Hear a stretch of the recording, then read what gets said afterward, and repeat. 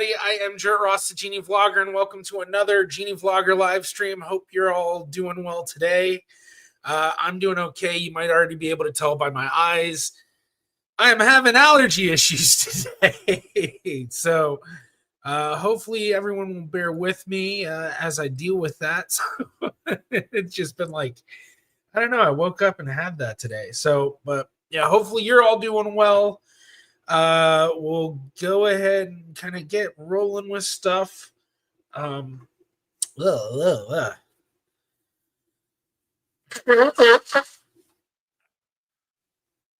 I don't know what it is. I have like really itchy eyes today. Hopefully it won't get worse as we do the stream. Hopefully it gets better, but it's been up and down so far. Stig, hello everybody from Oslo, Norway. Hello, Stig. You're the first today. I don't know if I've seen you as first before. And then Gazillion PT, hola desde Trasos Montes, Portugal. Well, hello, Gazillion. And Julia Joyce, hello everybody. Hello, Julia, good to have you. And then Karma Gal, hello from Nebraska. Our first United States representation. We've got more international representation. Which I love. I love having such a wide worldwide audience. And then my mom coming in from Oak Island, North Carolina. Hi, Mom. Bearvar, hello. Happy weekend. Hello, Bearvar. Hope you're doing well. Happy weekend to you as well. And Alexandra, hello from Koblenz. Hello, Alexandra. I don't know if y'all saw that tear, I guess you could say, the allergy tear. Pegacorn, hi from Maryland, USA. Hello. Hope you're doing well. And Elka KB, hello from Toronto. Some Canadian representation. En dan Nick, goedenavond vanaf Groningen. Goedenavond, ik hoop dat alles goed met jou. And then Patty, hello from New Jersey. Hello, Patty, good to have you. Nick Brokema, alles goed? Ja, alles goed met me. Met me. I always screw that up. Me versus my. Mugara, can't stay for long today, but hello from Newfoundland. Newfoundland. I actually got it right before I read like your thing, because I always was. I forgot who told me this. Maybe it was this. I met this kid on a cruise years ago who was Canadian, and his name was Jared, and so we hung out. And I feel like I learned that because that was the first time I remember hearing the term Newfie. And that's how I always remember it, Newfoundland. But yeah, that's that. I've never seen it that way, Newfoundland. But that's good. Yeah, Canada. All right, well, cool to have you. I'm glad you're able to jump in, even if for a second. Karma Gal, allergies. I can sympathize going through it right now. Yeah, and I don't know what it is like. I mean, it's super warm out. It's like, what is it, 90 now? Throwing my phone around. Oh, it's only 86 degrees out. Like, spring is already kind of gone away. I mean, it's summer, so I don't know what it is. So yeah. Ugh. I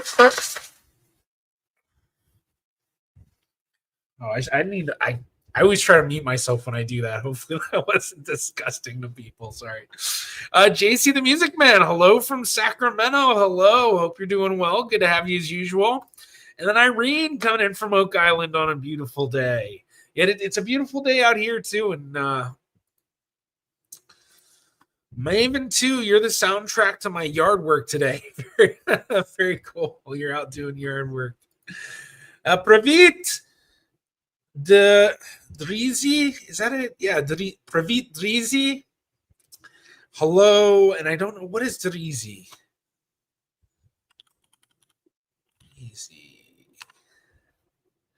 I don't know.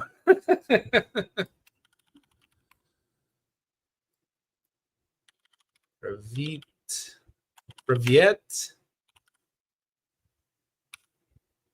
GC. I don't know. I'm not. Let's see.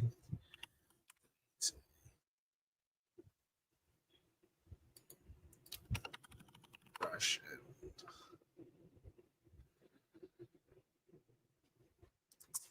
All right, you'll have to tell me. Druzy. Oh yeah, okay, Druzy. See, my Russian, my Cyrillic is not the greatest. Oh, friends. Okay, privet druzy. So Privit. Every time I meet someone who's Russian or Ukrainian and I say Privit, they always look at me like I'm crazy. I'm sure I'm pronouncing it terribly. Catherine Michael, good evening, all from UK. Love my Friday evenings with you and my laptop catching up on tree work. Yeah, it's so cool. And listening to your cousin of all people. That's so cool.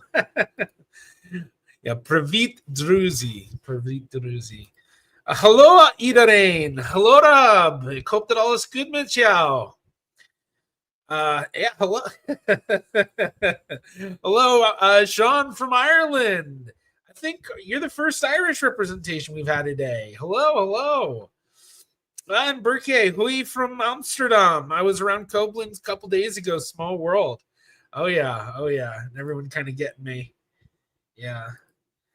PZ, hey GV, I'm scratching my eyes right now. I can relate. Hay fever goes all year round now. Yeah, that's true. You just never know when it hits you.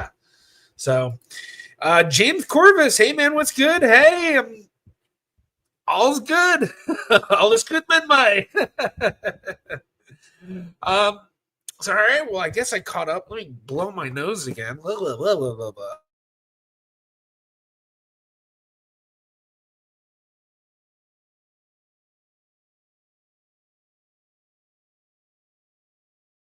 Woof. All right. Make sure that's all set. All right. Well, let's jump into some genealogy. So, of course, if anyone has any questions or anything to chat about, throw them in chat.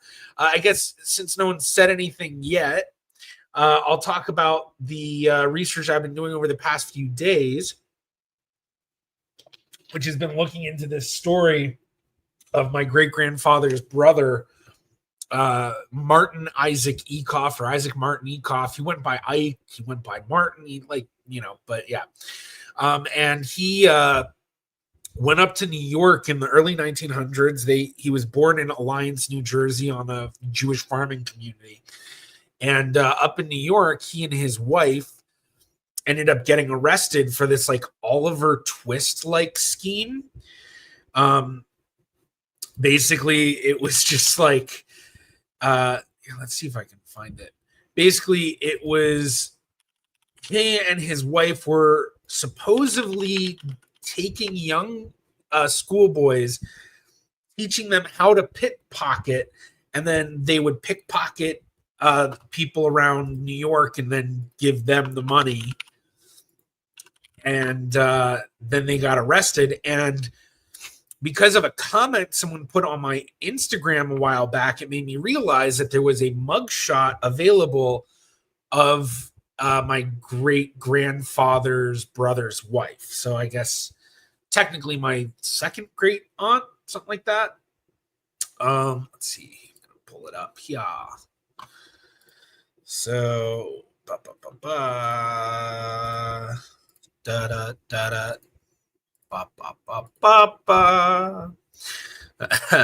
So this was the first article. Children taught depravity. And so basically just talks about them supposedly getting these children. So there's Martin and Fanny Ecoff, and then they were arrested with Jacob Summers. And because there is the mugshot for Fanny. So here it's on the New York City the New York City Records Access website, which if you're not familiar with this and you research any families in New York, get familiar with this website. But the New York City, for some reason, they digitized some of these cards. I don't know how to pronounce it, so excuse me if I say it wrong, but I believe it's Bertillon cards. And basically it was just this like way of doing things made by some guy. I think his name was Bertillon. And yeah, so it gives all these information. So this is for Fanny. Here's her card. but I know you all kind of saw it already, but here's her mugshot. So my presumption is that there must be a mugshot of Martin, who I have no pictures of. I have a picture of my great-grandfather. I have a picture of my great-grandfather's sister, and I have a picture of my great-grandfather's parents, my second great-grandparents. But that's the only ones I have that I know for sure it's them. So I assume that there must be a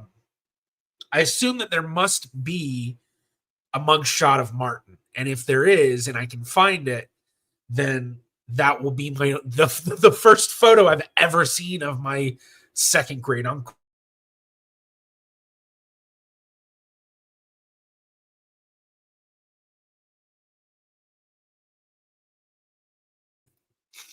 So I've been working on that. I have a lot of friends in New York that know about these record sets. In fact, one of my friends had an index of these Bertillon cards, but Fanny's card is number 14885. That's the card number for her. So if we go back and look, 14885 is written right here. Hopefully everyone can see it. So in the index that my friend sent me, there's a card 14884, which was someone that was like arrested the day before this, I believe. And then there's 14885, and then it jumps to 14889. There's no 14886 or 887, 888, 88. So I don't know why that is. I'm hoping it's not because that those are missing. I'm hoping more it's just because for whatever reason, when it was indexed, maybe not everything was included or whatever. And when I look through it, when I looked through the index, it did look like there was a lot of spots missing. So it could be that when it was indexed, wasn't fully indexed. So I have a few people that have said that they'd be able to go to where these records are held to take a look for me. Don't know when that's going to happen, but yeah, that'll be really, really interesting. Hopeful that I'll be able to get a photo, but I know for sure it's them too, because look at date of arrest, January 7th, 1908.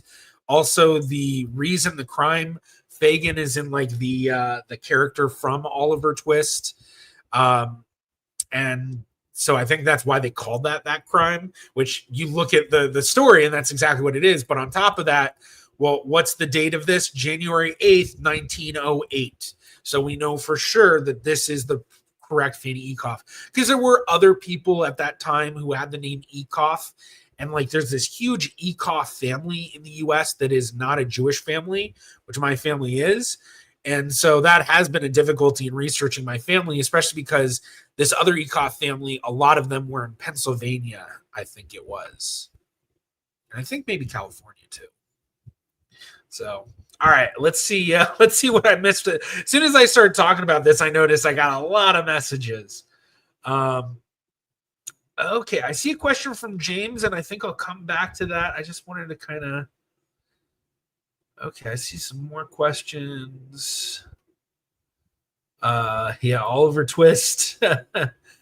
Okay, I guess, yeah, let me just jump back to the questions then. We got a good amount of them. And I should mention, too, this is a good spot to say, you know, I try to answer the questions from chat. I can't guarantee I'll answer all the questions, especially when chat's going. So if you want a guarantee of me answering a question, be sure to do a super chat for the question.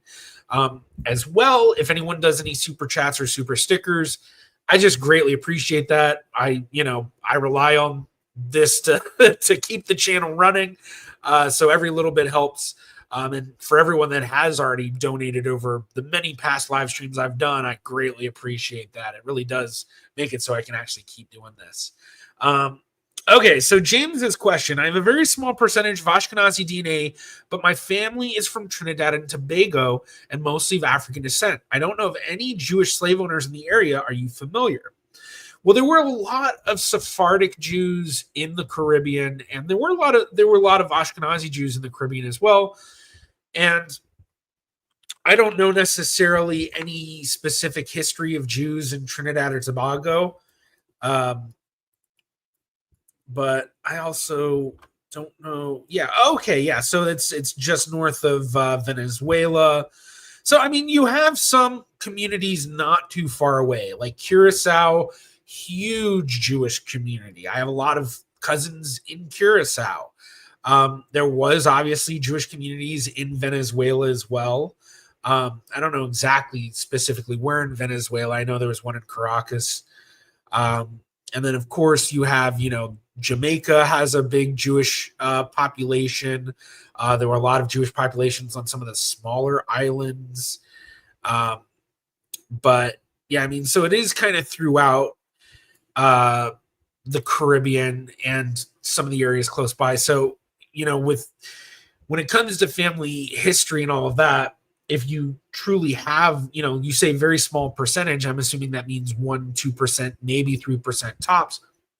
Well, that far of a distance, you're looking at like a third great grandparent or something like that. Forgot about this ticker I have, so I'll show that. But so this gives you an idea of what percentages equate to if you have what ancestor of DNA that you're inheriting. So if you get 2% DNA that's saying Ashkenazi and you're reading, and you don't know of anything like that, well, look at that generation that you would expect it to come from. So here we expect fourth great grandparents, maybe fifth, maybe third, maybe more distant. We don't know exactly what your reading is, but if you know all of those ancestors, you can look through and see, do any of them stand out as possibly being Jewish? But that's also assuming that it's all coming from one recent ancestor. There's also the possibility that maybe you have more distant ancestors on both sides of your family. Yeah. So, and then there is the possibility too that it is a misread. Now, if you're largely African descent, I don't find that Jewish is really a common misread with that. So it does stand out greatly. But if you have any sort of populations in your ancestry other than African that maybe have some sort of a Jewish connection, so maybe you have some sort of Iberian connection in your family about, well, that could be why it is. But if it's like everything African otherwise, then yeah, it's definitely stands out even more.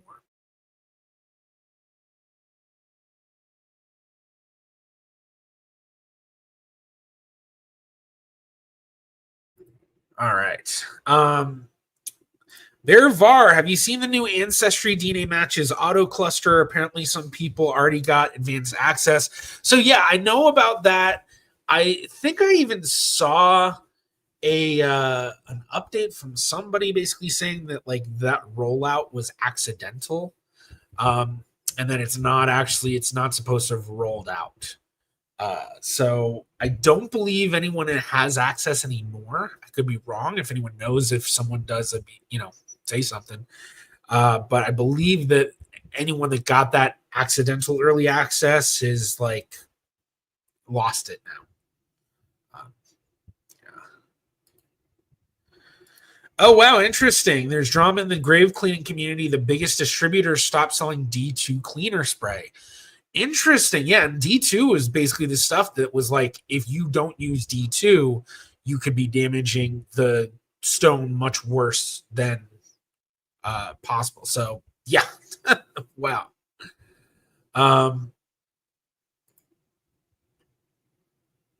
Let's see. Alexandra, that's awesome. We have many tourists from the Netherlands during the summer. I hope you enjoyed your stay here. So a lot of Dutchies coming over to Koblenz. That's interesting. I guess it makes sense though. I mean, Germany's right there. I know I'm trying to get back to Europe, and my hope was to go through the Netherlands again, but take the train up to Germany. So yeah. Emmett Harks, what would you say is the best genealogy website for researching? Depends on what family you're researching, what population group. For me, when I'm researching my Dutch Sephardic ancestry, when they were in Amsterdam, I'm largely using the Amsterdam archives, Viva's V, Stenenarchief. But then when I'm researching my family here in the United States, I'm using a lot of Ancestry, Family Search, things like that. I do Eastern European research on Jewish families, using a lot of Jewish Gen. If I'm doing research for families in England, I'm going to, other, I guess a lot of Ancestry and Family Search, but, sometimes you got to go to the GRO website. So I wouldn't necessarily say there's a best genealogy website.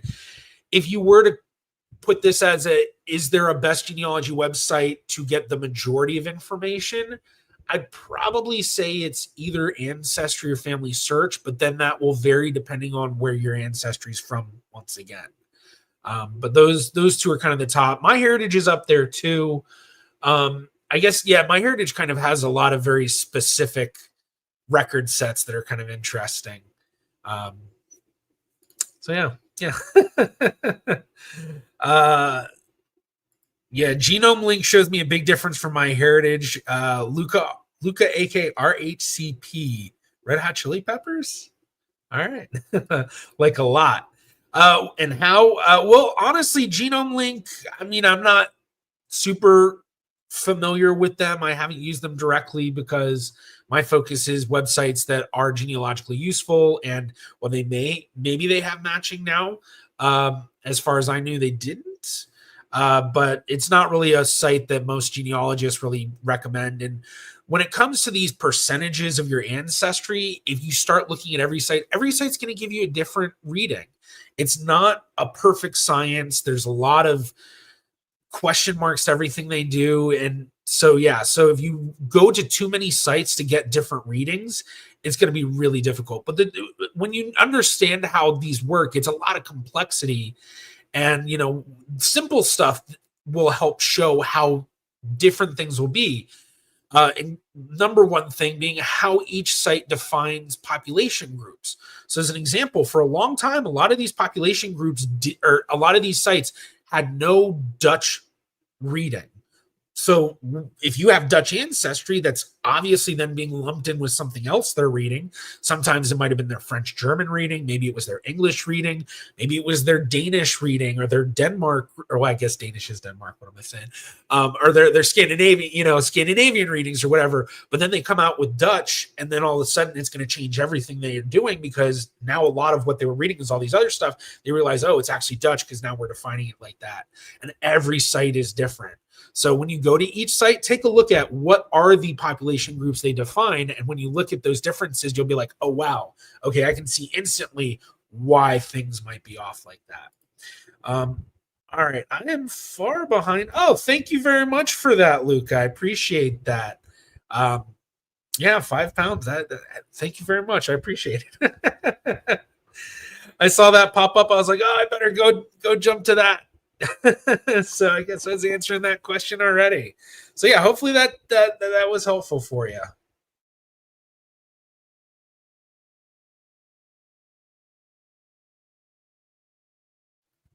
Okay, and I just have to say, hey, I saw my cousin Barry Nunes Vaz in here. Hi, all. Hey, Barry. Hope you're doing well. Good to see you. I feel like I talked to you maybe a couple of years ago or something like that on Facebook last. I can't remember, but hopefully you're doing well. So I think most everyone here who's a big fan of mine already they probably were all like, oh my gosh, it's a Nunes Vaz in the chat.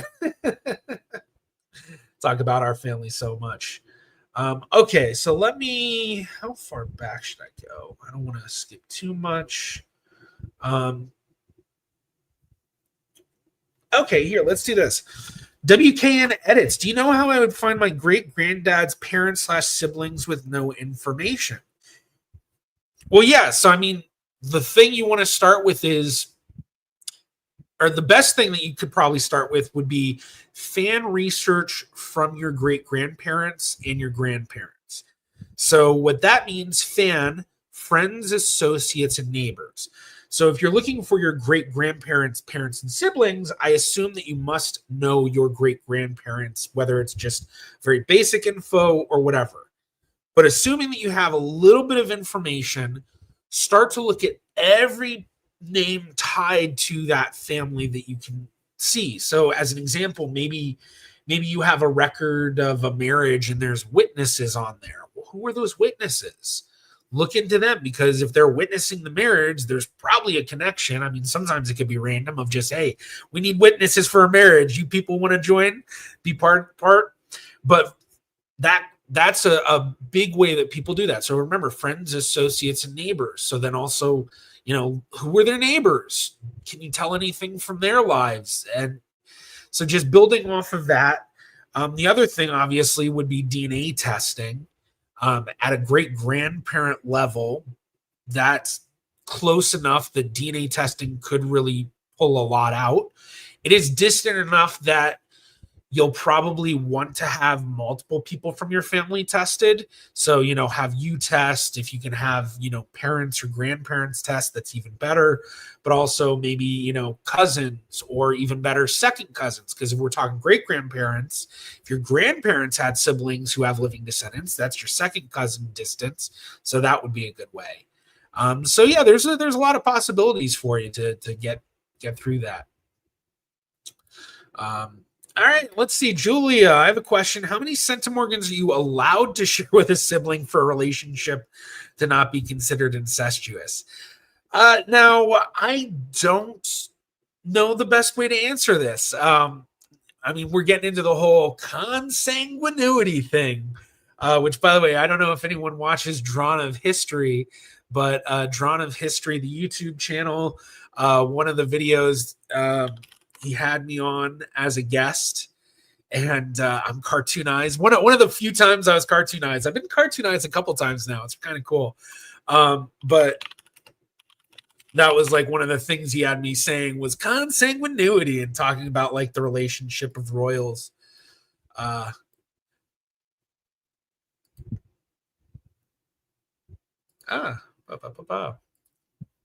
Show. Yeah.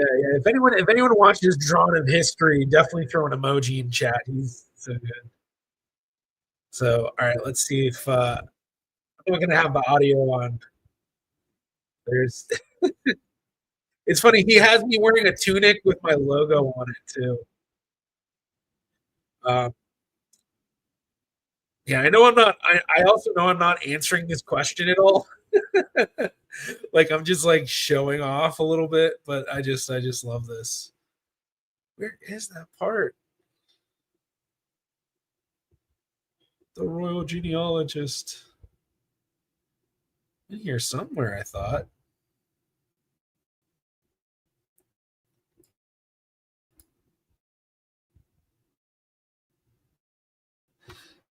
Oh.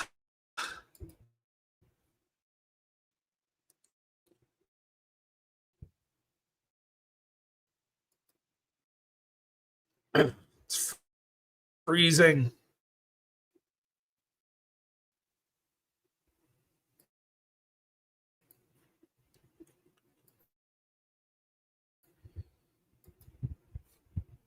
No. Am I back? Am I coming back?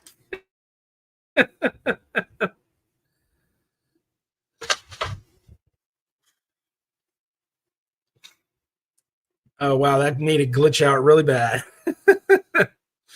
I think it's slowly catching up.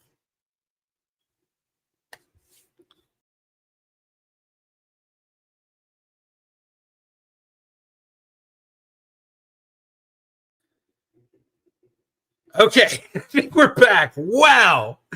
Oh, I hate when that happens. Okay, I don't know if you all could hear me. From my end, it was just like. So yeah, I totally didn't answer that question at all. I didn't find the spot in the video, but hey, go watch that video, find the spot. You'll hear me go consanguinity. But yeah, I don't know. I mean, I guess with incest, I don't. Is there like a hard and fast rule of like what is incestuous? I mean, the other thing too, I guess the way you could look at this is like there's different levels of things. So there's pedigree collapse, basically just meaning that like you descend from ancestors who were related to each other. But I guess that's also the question of at what point does it become incestuous? Oof, I'm getting the hiccups now. And I honestly, I don't know the answer to that. I don't know. Ah, geez, now I got the hiccups. What's going on? My body's hating me. My allergy, I'm starting to kind of feel like not as pokey in my eyes. Pokey in my eyes. Okay, let's see. I think I'm falling behind. I'm like minutes behind. Okay, let's see. Let's see. Robert Skurlock II. Hey, Jared, I'm curious about something. My 13th great grandmother was Janet Jardine, 20th great granddaughter of Alfred the Great. Would I be related to Alfred the Great, and how? Yeah, I mean, if she's the 20th great granddaughter of Alfred the Great, then that would make Alfred the Great like your 33rd. No, because it'd be the two generations. So it'd make Alfred the Great your 35th great grandfather. I think about something like that. I think it's about that. I don't know if the math is mathing. Maybe someone can tell me. Yeah. All right, Ryan, question. My friend just sent me his DNA and it shows that he's 30% Ashkenazi Jewish.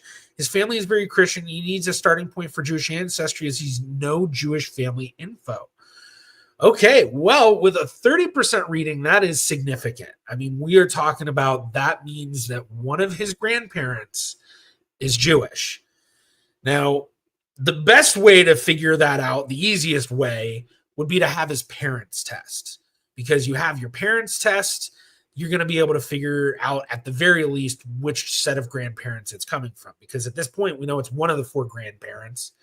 Now, I will say, technically, there could be a possibility that maybe you have a great grandparent who's Jewish on your mom's side and a great grandparent who's Jewish on your dad's side. And then that DNA added up to make it 30% total. But more than likely, it's coming from a single ancestor, meaning a grandparent. So you just want to literally look at each one of his grandparents, build out the family tree, and see what you can find. But like I said, with the DNA, that's going to be your best bet because there's the possibility that this is what's known as an NPE, or not parent expected, basically meaning that maybe one of the grandfathers isn't the actual biological grandfather, and instead it was some Jewish guy. And nobody in the family knows except maybe grandma, who maybe she doesn't even know herself. So DNA is going to be your best tool to tell you most confidently, because the paper trail can give you an idea, but DNA is going to be what confirms it. And even nowadays, when we use paper trail research for cases like this, search engine cases, adoptee unknown parentage cases, or whatever you want to call it. I guess this is not an adoptee case, but yeah, 30%. That's major percentage. So yeah, hopefully that helps. Hopefully that helps. JC, isn't it true if I use Ancestry DNA, I can upload my info to other databases for free? Yeah, there's some databases, GEDmatch and Family Tree DNA, you can upload for free. MyHeritage, for a limited time, you might still be able to upload. Some people, it's already blocked. They're going to slowly roll it out, so nobody can upload to MyHeritage anymore. So if you can do it while you, or if you still have the ability on your profile, do it while you can, because it's not going to be there much longer. And then Living DNA, you can upload for free. For all of them that upload for free, there is a paid component for all full access. With GEDmatch, it's their tier 1 membership stuff, which is advanced DNA tools. But yeah, okay, how far back am I now? All right, I think I'm going to jump ahead a bit. Oh yeah, Barry, hey dude, we did, been a long time. Yeah. Okay. Oh, Chris, I have ancestors from Amsterdam, Cordova. What are good Dutch records for Sephardic Jews? Well, more than likely, we're related. Like, that's one thing I have found with Dutch Jewish trees. If you descend from a Dutch Jewish family, we're at the very least like 10th cousins, and we can probably figure it out. I pretty sure I have Cordova in my family tree too, but I'm not 100% sure. But for Amsterdam, I mean, the best by far is just literally archief.amsterdam. Gemeente Amsterdam Stadsarchief, archief, archief, schildpadden. I always have to think it's turtles to try to remember how to say the CH. Schildpad. Schildpad. Schildpad.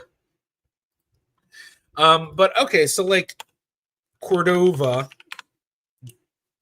definitely a feeling it's going to have a lot.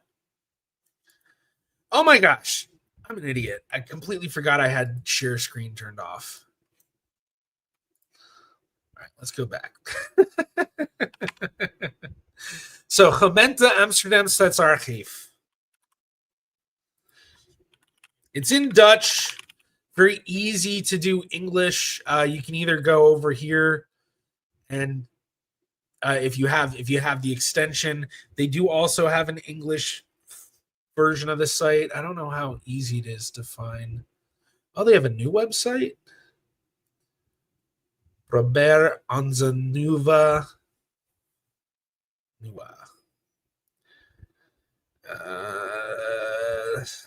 Nadzachalaika.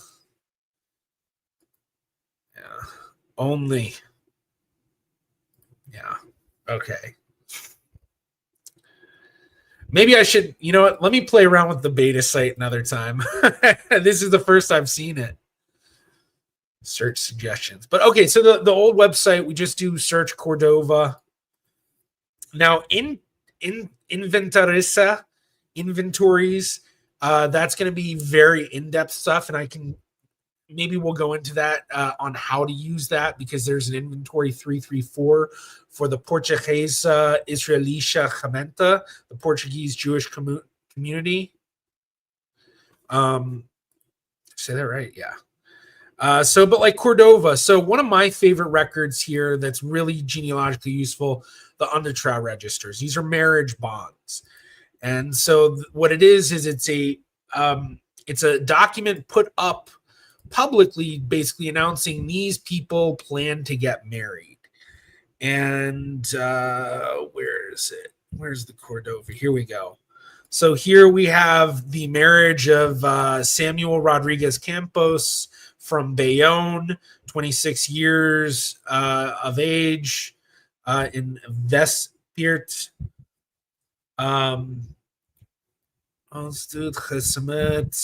Jacob. What is that? I guess he's just a friend, but basically the witness here, Jacob Marabas, and then the wife, Rachel de Cordova from Amsterdam, 28 years old, lives in Voorn. What is Voorn? I don't know. With her father, Abraham de Cordova. So this is really nitty-gritty research when you're doing the Amsterdam community, but here's the thing.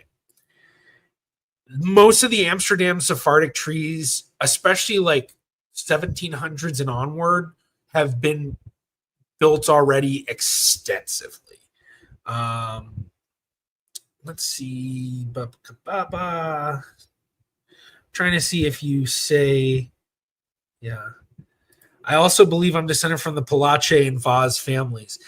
If you put in chat the name of one of your ancestors that you know of, especially if you can do like the more recent, like maybe a great grandparent or something, I can actually pull it up and see if the tree is there and see if we already know how we're related.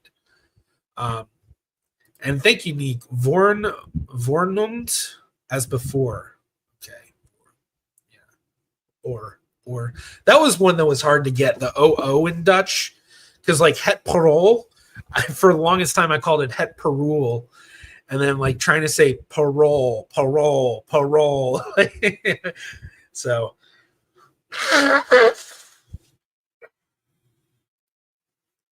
Jacob Cordua, born about 1710.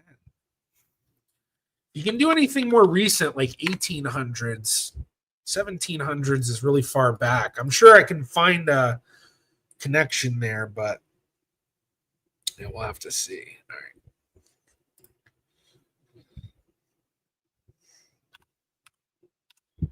So I'm going to pull up my big old tree on Genie. Just got to log in first. Un momento, por favor. Oh, he was one of those that went over to Indonesia. He was part of the colonies. Interesting. Yeah, I think, the whole Indonesia connection, I think, is probably one of the most unexpected things that you find in Amsterdam. I mean, it makes sense once you know the history, but I feel like as an American, that is not something we learned.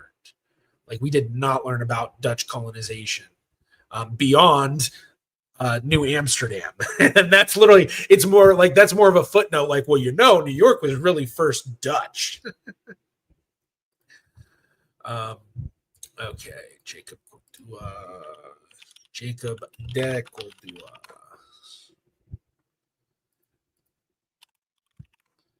Is it Cordua or is it Cordova? Jan van Polder. Okay, so it's probably, is that your closest? I'm also guessing because you said Palace. I see Jacob Palace de Cordova. I wonder if that's. Is it this? Jacob Chaim Moses de Cordova died 1714. Let's see.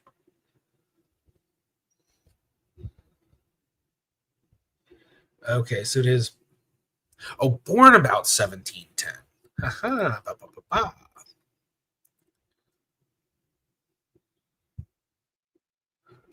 Oh, I don't have any born about 1710. Let's take it off the duh.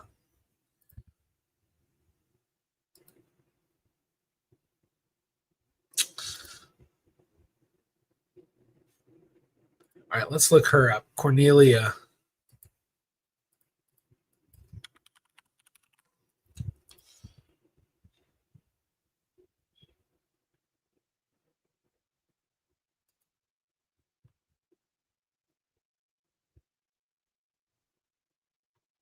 Okay. None of these are her.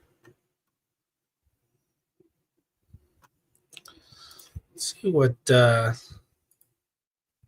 we get on here.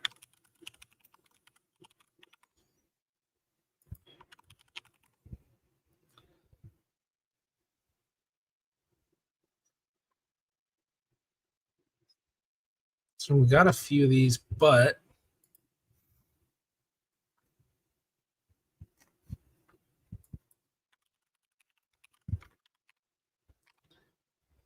nothing there. Okay. Got a lot of de Cordua.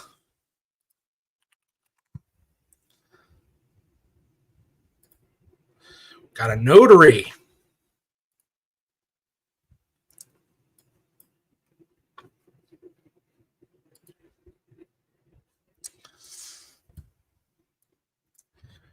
Okay.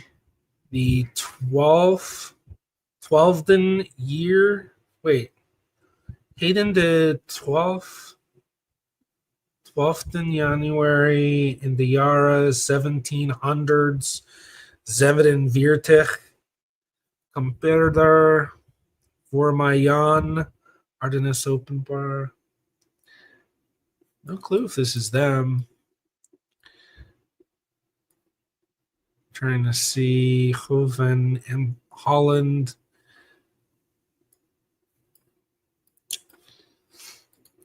But there's a lot you can go into. But yeah, with that far back, I'm not sure. Jacob and Abraham were common names in my family. Well, yeah, common. There are very common names in all of the Sephardic families, and especially Sephardic Dutch. Also have a lot of DNA connections to Brazil, where the Kudrua were trading. Yeah. All right. Well, this has been interesting to dive into. Hopefully, I've given you some stuff to kind of start getting into it. But let's go back and look at some other questions.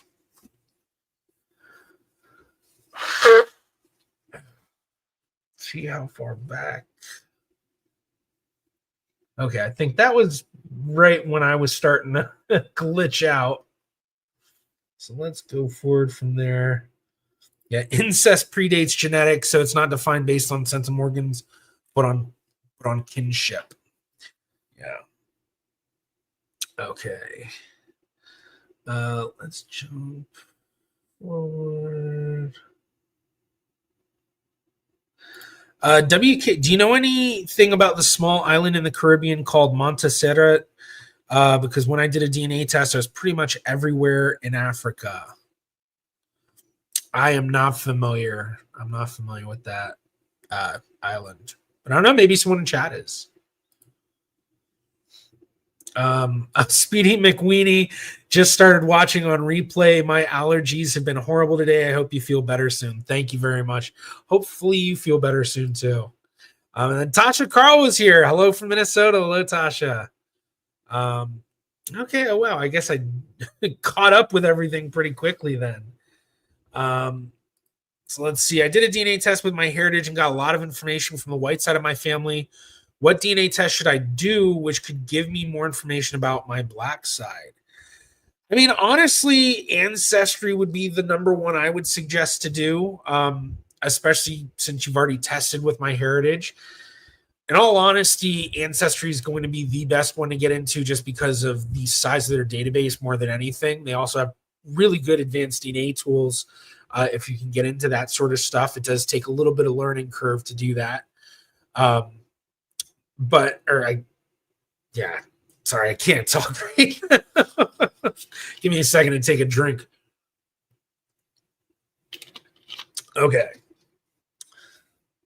But getting into all of the DNA websites too, it's just going to be helpful because you never know what relative might have tested in there. So if you have a relative who tested on living DNA who might be able to help you really break open the history on your black side of your family, well, if they only tested living DNA, you're not going to be able to find them as a match unless you get onto the living DNA database. Basically, think of it as a wider net to catch as many DNA matches as possible. So testing an Ancestry, because of the reasons I mentioned before, as well as the fact that Ancestry, you cannot upload your DNA to. You have to buy a DNA test from them to get into their database. So that's another good reason to test with them. And then you can upload that DNA to other databases as well. So might be a lot out there that you don't even realize just because, with my heritage, they're a good database, but they're only one and they're far from the largest. Very far from the largest.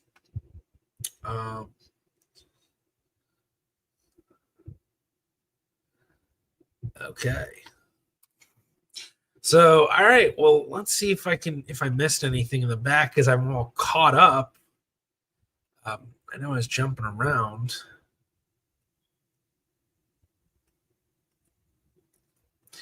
Oh, Bearvar, apparently we're 10th cousins twice removed. I'm baffled by all the numbers you use in your Genie profile. Is it some kind of family tree ID system? Yes, it is. Now, I don't know how I'm going to be able to show it. I got to think how I'm going to be able to show it. Okay, I think I'm going to need to make it just bigger and not scroll down.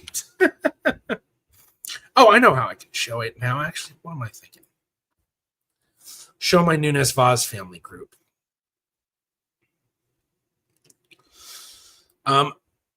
Okay, so in my profile, let's see if it'll show it here.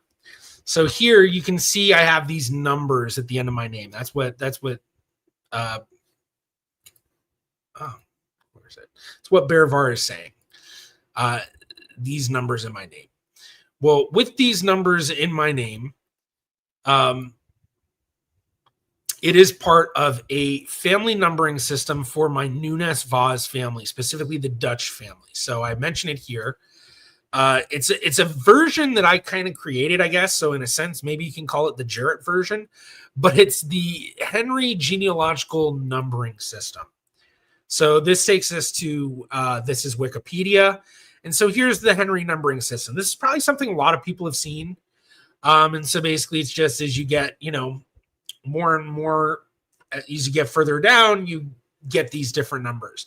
Now, the difference that I had versus these is that they had this one, the original Henry does this 12x once you get beyond 9 siblings. So you get, 1, 2, 3, 4, 5, 6, 7, 8, 9 siblings. Then you get a 10th one. Well, you can't just go back to 1. So, and you can't just do 1, 1, or, because then that's the next Henry. So they have this 12x here for the regular Henry. And then I don't know exactly what they do after that. I think it's like 12x is used for the 10th, A for the 11th, B for the 12th, and so on. Modified Henry system does it where they do 12 and then 10 in parentheses. I hated the parentheses. So what I started to do was I would do 12, 0, 1. So when you look at mine, wait, no. When you look at mine, you'll see that there's a 0, 1. So that means that it goes 1, 1, 2, 1, 7, and then the 10th, 0, 1 is the 10th. And then, so it's just kind of my way of doing it that to me made the most sense. And then I went through and I did that for the entire family. The downside to doing that is that after I did that, then I continued researching the family and would discover more and more, which would change the numberings. And so I have to go back through and change all of those. So like one of the biggest things that changed a lot of stuff was that when I first did that numbering system, I only knew about Jacob having, I think it was 2 children. I think maybe it was 3. I think it was Leah and Raphael. Obviously Raphael, because that's who I descend from. But this Aaron Nunes Vaz, we knew he existed. We just didn't know if he was Jacob's son. I later found his birth, which helped prove that he was Jacob's son. But before that, all we had was his burial record. And his burial record said he was like the son of Judith, I think, or something like that. But you also notice that I have it Nunes Vaz numbering system. It's like its own thing here. But so here's like the first record I had on him. This is the burial record for the Bethlehem Cemetery in Ouderkerk am Damstel. Ouderkerk. And then, so I guess it did have Jacob. And then when I first had this record, it wasn't the records for the Amsterdam archives weren't as easily accessible as they are now. They weren't all digitized and they weren't free to access. So it was very hard for me to be able to confirm those things. But then once things changed, I was able to access them. I was able to pull out this record, which is basically like a list of births, I think. I'm trying to remember. But he's in here somewhere. There we go.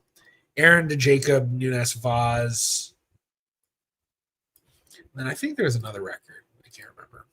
I don't know. But yeah, so that's the purpose of the numbering system, was just as a way to like keep that in check, because with the Nunes Vaz family especially, like there's dozens of Jacobs and dozens of Raphael Nunes Vaz and dozens of Abraham Nunes Vaz. And even more than that, there's multiple generations where you have, 4 different Jacob Nunes Vazes all being born within a 5-year period of each other in Amsterdam. So it's like, how do you figure out which one's which? And that's where you get into a lot of stuff of like analyzing signatures, figuring out the little things that just help you figure, know, okay, this ancestor or this Jacob's from this part of the tree and this other one's from this part of the tree. And so the numbering system helps keep all of that in check.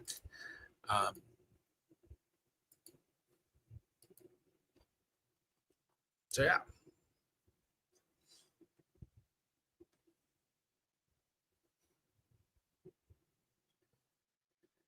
Oh, geez, I don't know why my internet is doing so slow right now. I'm wired in. You know, I'm going to do something real quick. We're going to see if this will speed it up.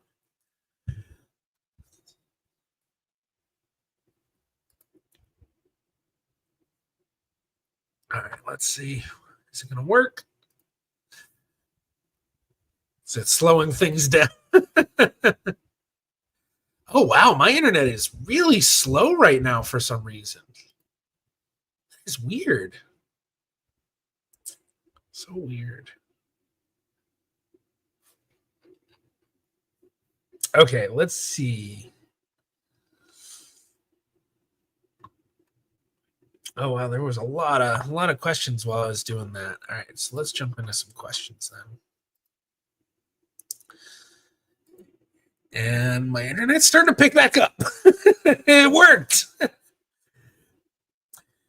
I don't know if it's true or not. Maybe someone can tell me, but I had heard from somebody at some point that like if you run the speed test things to see how fast your internet is, it'll like speed it up or something. I don't know if that's true or not. Maybe it's just an old wives' tale or something, but yeah. All right, Diana, is there a way to find out if my youngest half siblings are my half siblings and first cousins or my full siblings? They have not tested, older generations are dead. Well, yeah, I mean, for one, if you do a DNA test, you're going to easily be able to tell whether they're full siblings or half siblings.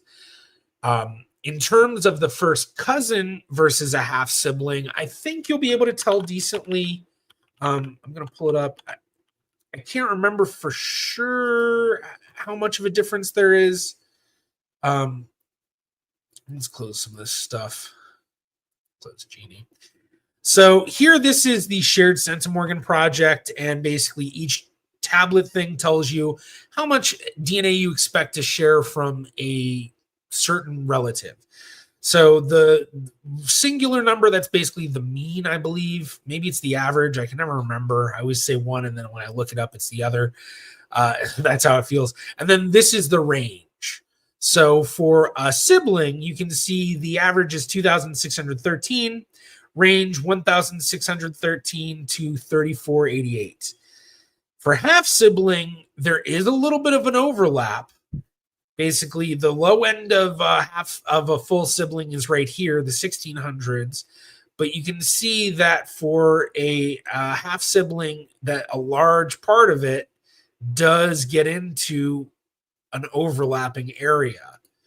Now, the way that I would say is the best way to be able to tell right off the bat, half sibling versus sibling, if you do have that issue of, well, you know, it's, let's say it's 2,000 centimorgans or something like that. So we look at sibling, well, 2,000 centimorgans, it's very much on the low end. So more likely a half sibling, but it could be there. So what you can do is go to GEDmatch and do a 1-to-1 comparison. The reason you do a 1-to-1 comparison is because on GEDmatch, it will show you whether you're full identical at shared DNA spots, half identical at shared DNA spots, or not identical at all. Basically, it's going to show you at this spot on your DNA, are you matching this other person on both sides of your family or just one? And for a full sibling, you will notice a lot of full segment matching because you have shared parents, both mom and dad. So that means you're going to have a lot of DNA where you inherited DNA from mom and DNA from dad at the same spot, that, or the exact same DNA that your sibling did on both of those. You'll see full identical regions. If it's a half sibling, you're going to see half identical regions and very little to no full identical regions. So that's the number one thing. Now, when we get into the half sibling versus first cousin, kind of a similar thing. Like, notice first for a half sibling, the low end 1,200, 1,300 centimorgans. Well, then we go to a first cousin and 1,300, 1,200. That's the high end of a first cousin. So you do have a little bit of overlap, but there are a few ways that you can kind of be able to tell depending. So for half siblings, if they share the same father, whether it's two females or two males, oh wait, no, excuse me. If they share the same father and they are two females,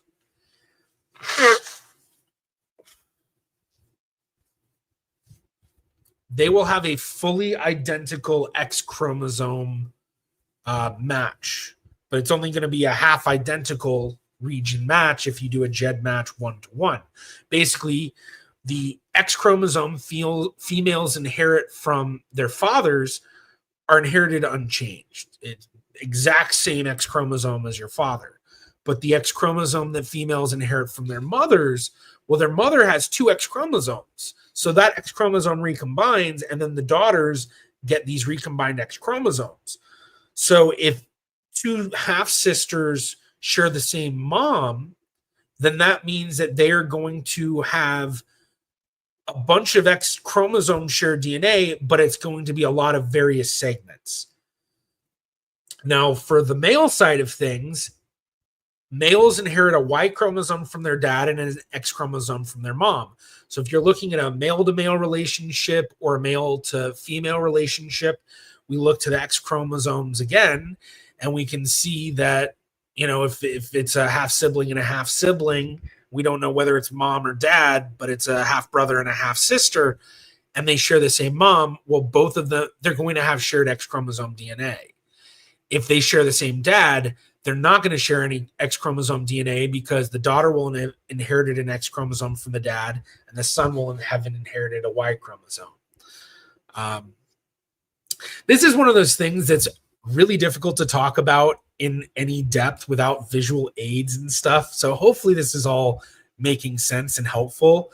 But I guess kind of jumping back to the whole first cousin versus the half sibling thing, I think it's really going to come down to just like analyzing things more in depth. And especially, I guess, if you have yourself tested and then multiple half siblings tested or something, and you're not sure if someone's a first cousin or a half sibling or whatever, then hopefully having multiple people you can compare them against will help tell you, because it would average out closer to what we expect in these charts versus just if you just have an outlier relationship and you're one of those people that has a really really high amount of DNA shared with a first cousin or something. So yeah, all right, hopefully that all made sense. Let's continue on. Okay. Ryan Thompson, do you know any good websites for getting World War II information? My great-grandfather passed away shortly after the war ended, and no one in the family has any stories or knew what he did.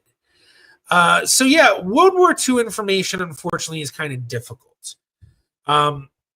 It's a lot. It's not quite as straightforward as a lot of people would think it is, being so recent. A big part of that has to do with the fact that in the 1970s, I think it was 1973, at the public records, the personnel records office, or what, the PROMC, I think it is, could be wrong on that. Basically, there was this this archive building that held all these records, and there was a fire, and it destroyed a large amount of the personnel records for people who served in World War II. It's possible that your grandfathers or your great-grandfathers was not destroyed in that fire. Unlikely, but it means that you have to do a lot of roundabout research. The best information that you can get is usually stuff that you need to get through FOIA requests, which nowadays they've made it really easy thanks to Reclaim the Records. They have this site that they put out, which I actually talk about in I think, is it my most recent or my second most recent YouTube video on the main channel about Max Miller's World War II ancestry, his grandfather's service, and then service of his cousins. And basically, this site helps you do a FOIA request for these records, what's known as C files. And so these files will contain all sorts of information, but basically it's, I guess you can get into depth here in this section all about this website and what's available and all of that. But it could be one of the best places to get truly a good idea of what happened. The other thing to do is trying to get any records, like enlistment records or whatever, that might tell you what unit he served in, which these C files hopefully would. And then once you know what unit that he served in, then you can start looking into unit specific history. And depending on the unit, there might be a lot. There are some units, think like Easy Company of the 101st Airborne. That's one that tons of people know about. It's been researched like crazy. And because of that, all of the materials that the veterans had that were part of that unit, a lot of that was digitized and kept and really kept sacred and things like that. And so there's a ton that people know about that unit. There are other units, like the unit that Max Miller's grandfather served in, the 79th General Hospital, where there is very little information about what they did. And trying to find that was near impossible because it was just a unit that didn't make a whole lot of waves necessarily. It was a hospital that was behind the front line, or well behind the front lines, and it was a fairly safe place. That they did great work, but it was just it was a good hospital, and so there's not a lot of history on that. So for me, when I did that video, it was a lot of research just to get a little bit of information.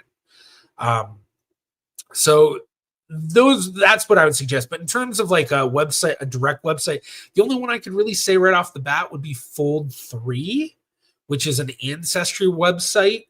And technically, if you search through Ancestry, Fold3 stuff will come up, but you have to have a Fold3 membership to be able to see it.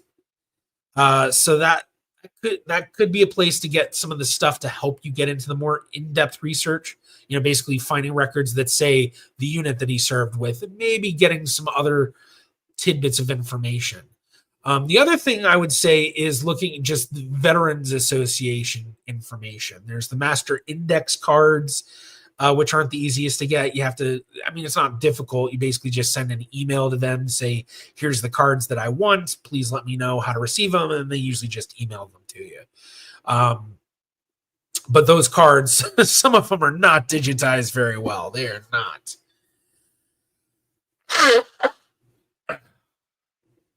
So, yeah. All right, let's jump forward because I just realized I'm answering stuff that was written almost 20 minutes ago. All right, let's see. Robert C. Is Family Search a scam? No, it is not a scam. Some people are a little weary of it because it is run by the Church of the Latter-day Saints of Jesus Christ, Mormon Church. But I see no negative to any of it. I'm very friendly with a lot of Mormons, a lot of Mormon genealogists, a lot of non-Mormon genealogists, or a lot of non-genealogist Mormons, I guess you could say, although all of them kind of are. The only real negative that is there is the fact that, if you're putting your family tree on Family Search, I don't know how likely it is because I think they claim that they're not doing it anymore, but it's possible that those people may be proxy baptized by members of the church, which, I guess then that depends on how much that matters to you.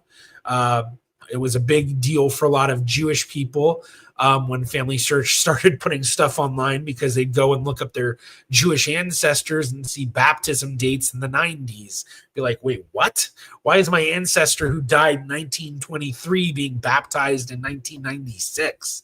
And yeah, so not a scam. It's free, They're not, as far as I know, they're not doing anything nefarious with people's details. So yeah. Okay, yeah. Let's see how far. Okay, I'm gonna jump forward a good bit. Tostakasi, question: the father of my grandfather, my great-great-grandfather, is unknown. How can I find him? I heard he could be a World War II soldier from the U.S. or Canada, but it could be a lie. I just don't know where to start. By the way, I have my DNA already tested on my heritage. Okay, well, the first thing that I would suggest is, since you've done DNA testing, try to get your DNA in as many databases as possible. I was just saying this. I don't know if you were on when I was saying it before, so I'm not going to go too in depth with it. But basically, the more website databases you're on with your DNA, the more possibilities you're going to find a DNA match that could help you break through and uncover who is your great-grandfather.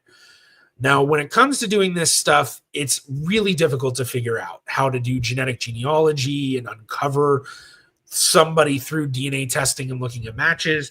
And that's where it may be useful to find a search angel, somebody who volunteers their time to help people like yourself to discover who their biological ancestors are. And with a search angel, you can find them almost anywhere. Just doing a search on Google of search angel, I'm sure a bunch of sites will come up. I was a search angel with searchangels.org. There's also DNA angels. If you go on Facebook, there's the group DNA Detectives. I don't know if you can necessarily find a search angel there, although I think a lot of people do because they'll post, then people will contact them. It's free usually. Some places may have you pay to have a, kind of bump up in line sort of thing.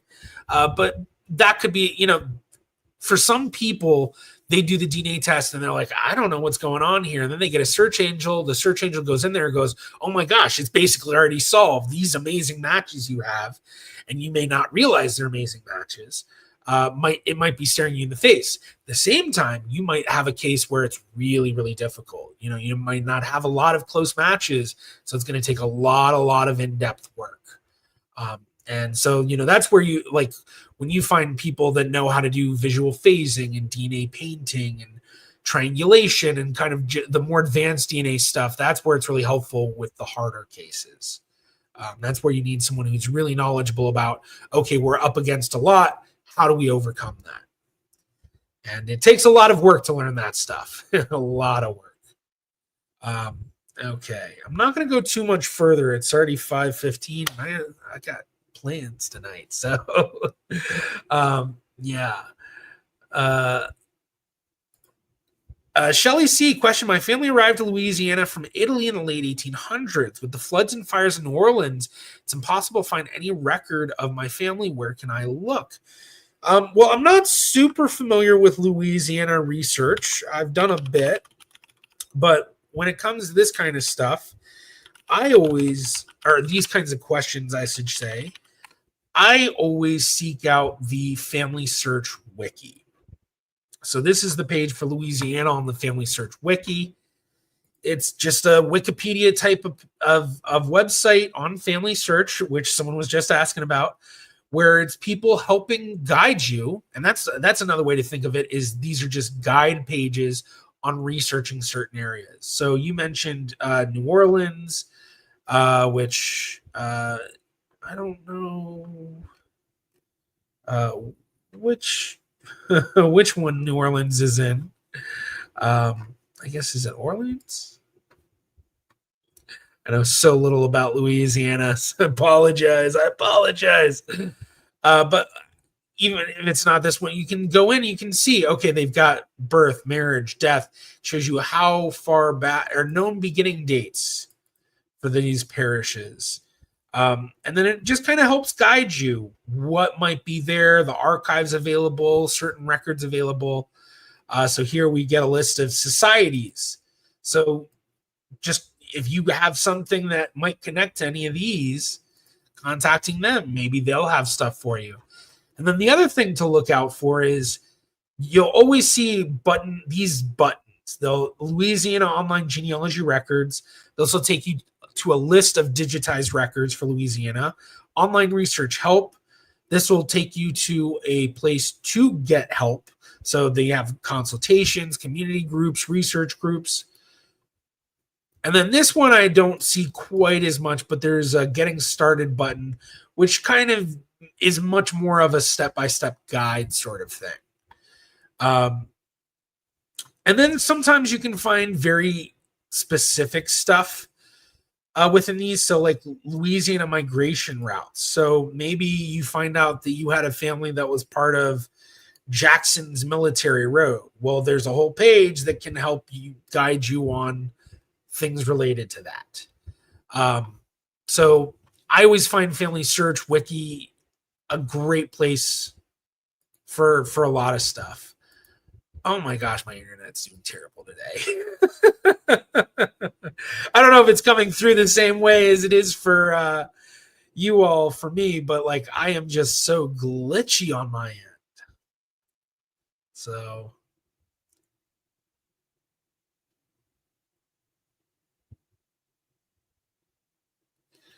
interesting. Yeah, Karma. The thing that the Mormon church did that got the Jewish community up in arms was that some Mormon missionaries rebaptized Anne Frank's grave.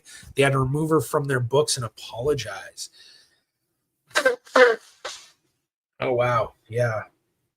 Well, I know I've heard from other people in the Jewish community, whether or not, it's true or it was just something they heard from somebody else. You never know.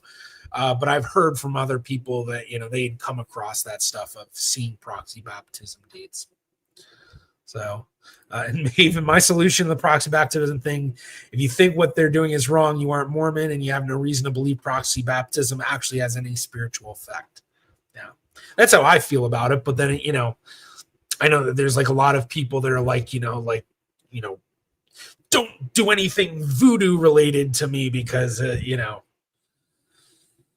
guess actually I don't know anyone like that. I guess I've largely seen that on TV and movies. So maybe I'm playing into stereotypes myself. I don't know. Catching myself. Who knows? Okay. Yeah. All right. You're welcome, Shelly. Glad to help. But I think with that, I'm gonna call it. This was a fun stream. My allergies are starting to feel a lot better, so hopefully clear up much better before I get to the thing I'm doing tonight. But yeah, thank you everybody for joining the chat today. Always appreciate it. Let's see. Oh yeah, I want to tell you something. I'm descendants of some early Sephardic settlers in Suriname, and I loved your Nunes Vaz video. That's awesome to hear. Dankjewel, dankjewel. But yeah, that's the Sephardic Jewish community in Suriname is a really interesting one, and I've thought about making videos about it, but it also worries me because that kind of video can bring some not so great, not people that are good for historical conversations would be the way that I'd put it. But yeah, so thank you so much. I appreciate all the sentiment, everyone, of hoping that I get better. Hopefully everyone else dealing with allergies also feels better as well. But I will see you all next week on the next live stream, and hopefully new video coming out soon. Hopefully new video coming out soon. This is taking me way too long to edit this video, but there's been so much DNA changes. I've had to keep changing things in the video, and yeah. All right. Well, you all have a wonderful rest of your Friday or weekend, wherever you may be in the world. I know I saw our Australian contingent in here and I didn't mention it, but you know who you are. So good morning to you, and Saturday. But I will see you all next week. I'm Jarrett Ross, the Genie Vlogger.